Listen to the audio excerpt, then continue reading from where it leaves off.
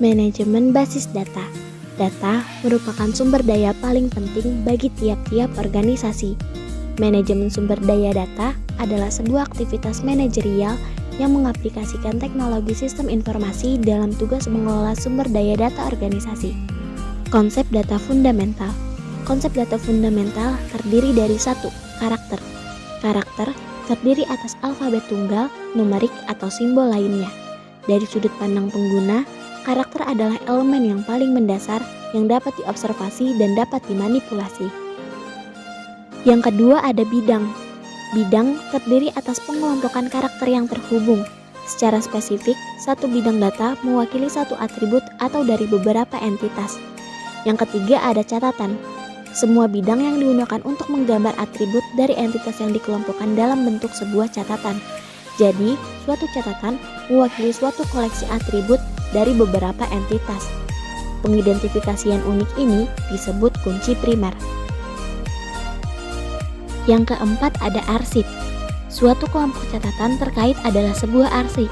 Terkadang merujuk kepada sebuah tabel atau arsip biasa. Apabila ia tersendiri dari arsip lain yang terkait dengannya, satu tabel tunggal mungkin dirujuk sebagai arsip biasa. Yang terakhir ada basis data. Suatu basis data adalah kumpulan terintegrasi dari elemen data terkait yang logis.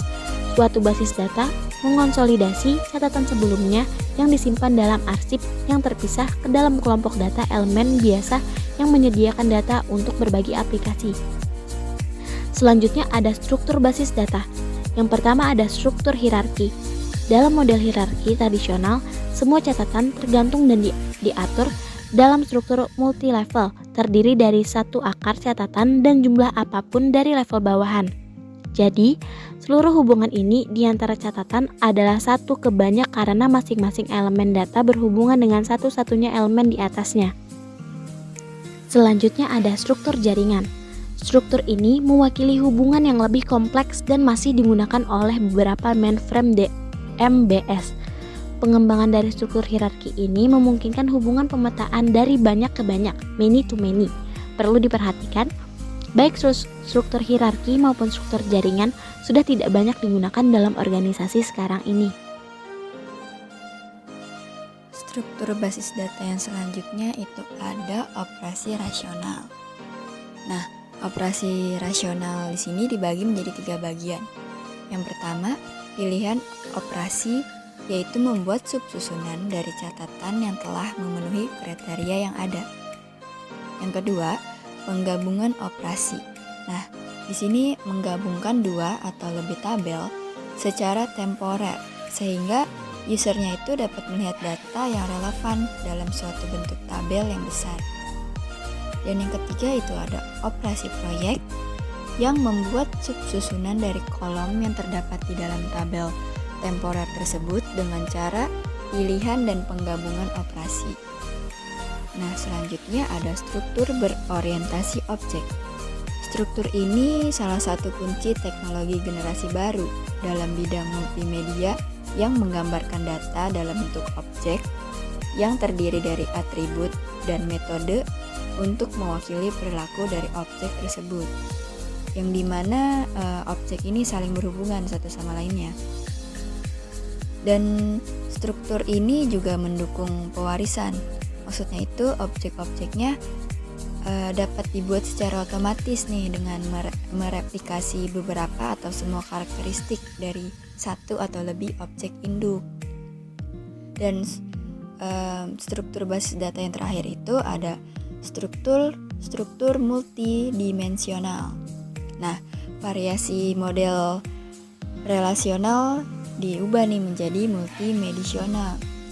multidimensional yang berbentuk kubus data untuk mengorganisasikan dan mengekspresikan hubungan antara data.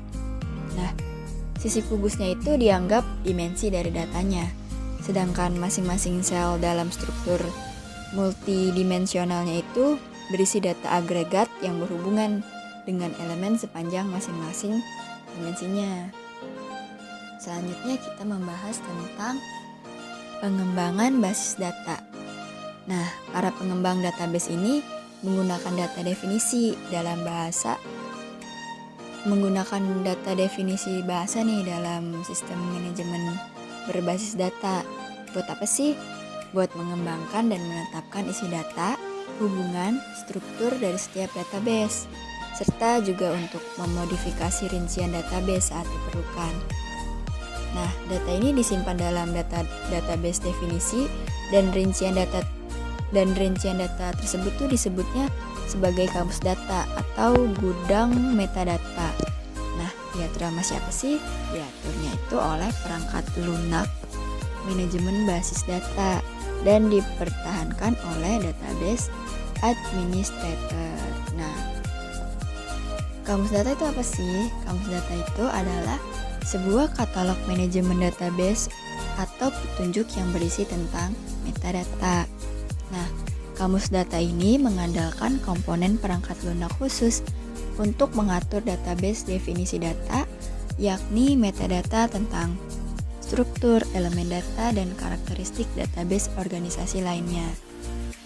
Administrasi database ini dapat meminta kamus data untuk melaporkan keadaan dari segala aspek metadata perusahaan. Beberapa kamus data ini dapat menjalankan definisi elemen data standar secara otomatis kapanpun end user dan program-program aplikasi mengakses database organisasi. Selanjutnya itu ada perencanaan data dan desain basis data. Pengembangan basis data ini melibatkan perencanaan dan aktivitas desain basis data. Model data yang mendukung proses bisnis ini digunakan untuk mengembangkan bisnis data sesuai dengan kebutuhan informasi dari pengguna. Nah, proses perencanaan ini tuh dimulainya dari atas ke bawah. Para DBA awalnya bekerja sama dengan manajer dari pengguna akhir untuk mengembangkan model perusahaan yang mendefinisikan proses bisnis dasar suatu perusahaan. Nah, baru deh para end usernya harus mengidentifikasi dulu nih kunci elemen data yang diperlukan untuk menunjukkan aktivitas-aktivitas dari bisnis tersebut. Bisa dilihat pada tabel di samping ini, terdapat pengembangan basis data melibatkan perencanaan data dan aktivitas desain basis data. Model data yang mendukung proses bisnis akan digunakan untuk mengembangkan basis data yang sesuai dengan kebutuhan informasi pengguna. Dan untuk tabel selanjutnya, yaitu di mana diagram hubungan entitas ini mengilustrasikan beberapa hubungan antara entitas, yaitu ada produk, pemasok, gudang, dan sebagainya pada sebuah proses bisnis pembelian maupun penerimaan. Dan untuk tabel selanjutnya, kita dapat lihat bahwa tampilan penggunaan logis, yaitu pada tabel aplikasi angsuran pinjaman dan model data angsuran pinjaman, diartikan sebagai elemen dan hubungan data atau subskema yang dibutuhkan untuk pengecekan tabungan dan proses angsuran pinjaman. Dan untuk model data layanan perbankan, dianggap sebagai elemen dan hubungan yang dibutuhkan untuk mendukung semua layanan bank. Untuk tabel sistem manajemen basis data, maka dianggap sebagai perangkat lunak antarmuka, yaitu di mana DBMS memberikan akses pada basis data bank. Nah, untuk yang terakhir adalah basis data bank, yaitu di mana tampilan data fisik, yaitu organisasi dan lokasi data di media penyimpanan. Selanjutnya merupakan manajemen sumber data. Data merupakan sumber daya yang penting bagi organisasi yang perlu dikelola seperti aset bisnis penting lainnya. Perusahaan bisnis tidak dapat bertahan atau sukses tanpa kualitas data dari operasi internal mereka dan lingkungan eksternal.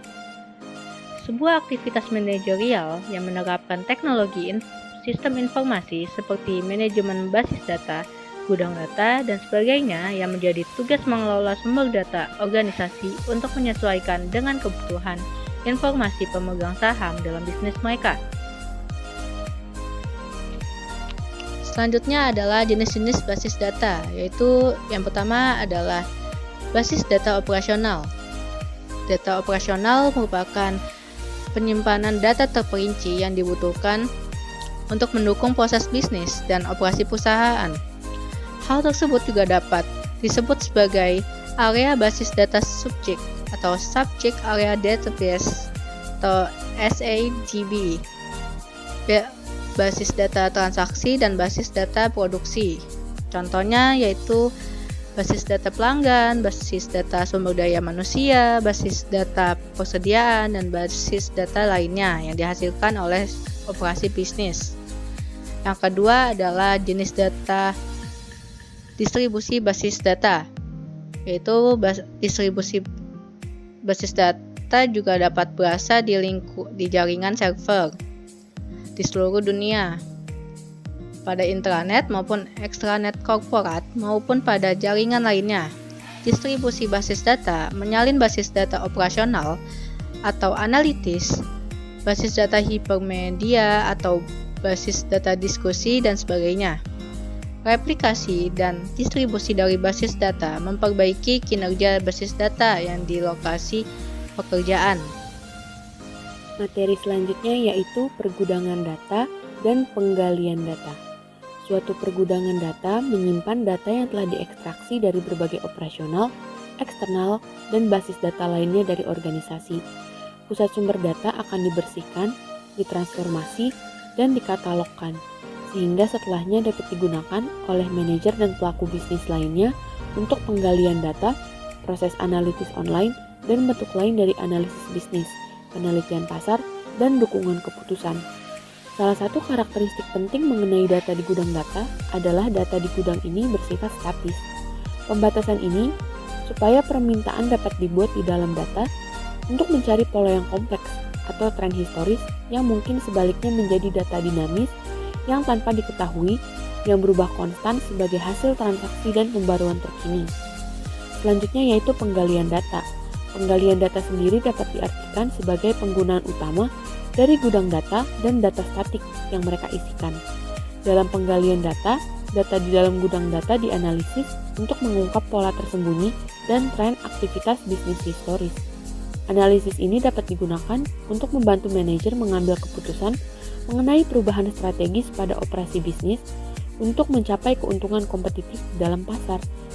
Penggalian data dapat menemukan korelasi baru, pola, dan tren dalam jumlah data bisnis yang luas dengan menggunakan pola pengenalan algoritma maju, sebagaimana berbagai teknik matematik dan statistik untuk menyaring kumpulan data demi mengekstrak informasi bisnis strategis yang tidak diketahui sebelumnya. Dalam pendekatan arsip tradisional yang digunakan dalam pengolahan data bisnis selama bertahun-tahun, masing-masing aplikasi bisnis dirancang untuk menggunakan satu atau lebih arsip data terspesialisasi yang berisi jenis catatan data spesifik. Hal ini menyebabkan pendekatan pengolahan arsip akhirnya menjadi terlalu rumit, berbiaya, dan tidak fleksibel untuk memasok informasi yang dibutuhkan untuk mengelola bisnis modern. Selanjutnya yaitu ada masalah yang ditemui dalam pengolahan arsip. Yang pertama yaitu adanya redundansi data. Redundansi data ini menyebabkan masalah ketika data telah diperbarui.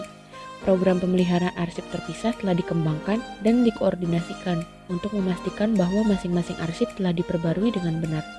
Tentunya koordinasi ini membuktikan kesulitan dalam praktiknya, sehingga banyak terjadi inkonsistensi di antara data yang tersimpan dalam arsip yang terpisah. Selanjutnya yaitu kekurangan integrasi data. Memiliki data dalam arsip mandiri membuatnya sulit untuk memberikan pengguna akhir dengan informasi untuk permintaan khusus yang dibutuhkan dalam mengakses data yang tersimpan di beberapa arsip yang berbeda. Pendekatan manajemen basis data. Untuk menyelesaikan masalah yang berkenaan dengan pendekatan pengolahan arsip, pendekatan manajemen basis data dapat dipahami sebagai fondasi dari metode modern untuk mengelola data organisasional. Pendekatan manajemen basis data mengonsolidasi catatan data yang sebelumnya memegang arsip terpisah ke basis data yang dapat diakses oleh banyak program aplikasi yang berbeda. DBMS atau Database Management System bertindak sebagai sebuah perangkat lunak antarmuka antara pengguna dan basis data yang membantu pengguna mengakses data dengan mudah dari sebuah basis data.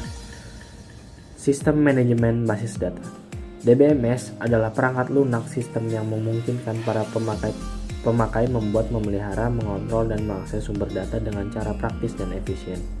DBMS atau Database Management System dapat digunakan untuk mengakomodasikan berbagai macam pemakai yang memiliki kebutuhan akses yang berbeda-beda. DBMS pada umumnya menyediakan fasilitas atau fitur-fitur yang memungkinkan data dapat diakses dengan mudah, aman, dan cepat. Sistem manajemen basis data memiliki fitur-fitur, diantaranya yang pertama adalah keamanan. DBMS menyediakan sistem pengamanan data sehingga tidak mudah diakses oleh orang yang tidak memiliki hak akses. Kedua, fitur integritas. DBMS mengelola file-file data serta relasinya dengan tujuan agar data selalu dalam keadaan valid dan konsisten. Selanjutnya, data sharing. Data dapat diakses secara bersamaan oleh beberapa pengguna karena manajemen data dilaksanakan oleh DBMS.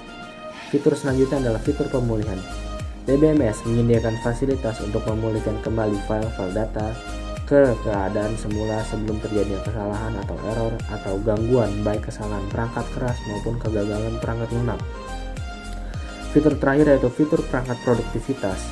DBMS menyediakan sejumlah perangkat produktivitas sehingga memudahkan para pengguna untuk menarik manfaat dari database. Misalnya, report generator atau pembangkit laporan, dan query generator atau pembangkit query atau pencarian informasi. Pemeliharaan basis data. Proses pemeliharaan basis data dicapai melalui sistem pengolahan transaksi dan aplikasi pengguna dengan dukungan DBMS.